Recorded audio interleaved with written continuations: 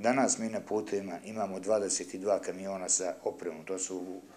raonici, plugovi za čišćenje snega i posipači abrozivno posebnih materijala. Imamo 4 kombinirke sa plugovima, imamo 3 autogrejdera, imamo 1 unimog. Znači, mehanizacija je dovoljna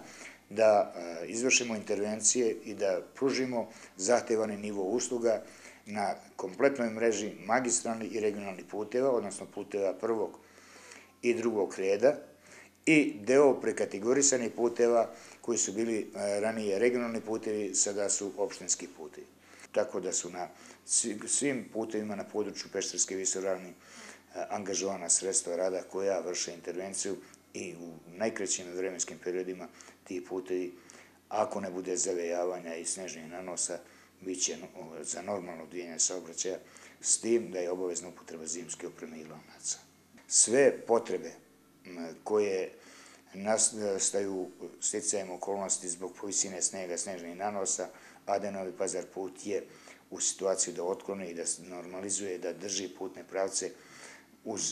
u prohodnom stanju, s tim što svaki učesnik u saobraćaju mora poštovati postavljenu vertikalnu saobraćajnu signalizaciju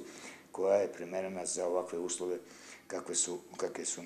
na putevima, odnosno na terenu.